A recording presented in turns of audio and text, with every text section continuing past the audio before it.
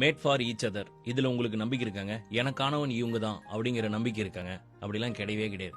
என்னை பொறுத்த வரைக்கும் no one is made for each other. இது ரிலேட்டடா சில புக்ஸ் வீடியோஸ் எல்லாம் பார்த்தேன். அவங்க சொன்னது அதே தான் சொன்னாங்க. கடவுள் நமக்கு தேவையான ரா மெட்டீரியல் தான் கொடுப்பாரு. தட் மீன் ஒரு மனுஷனை தான் கொடுப்பாங்க. அவங்களுக்கு தகுந்த மாதிரி நம்மள நாம மாத்திக்கிறதோ இல்ல அவங்க மாத்திக்கிறதோ சில பல புரிதல்கள் வச்சு அதுக்கப்புறம் ரெண்டு பேரும் மோல்ட் ஆகணும். இதுதான் நமக்கான மனிதர்கள் நமக்கு கிடைக்கிற வழி அப்படின்னு சொல்லியிருந்தாங்க. ரொம்ப நல்லா இருந்துச்சு அது. ஒரு படத்துல கூட விஜய் சேதுபதி படத்துல வரும். அதாவது உனக்கு ஏன் அவங்க அப்பாவை ரொம்ப பிடிக்குது?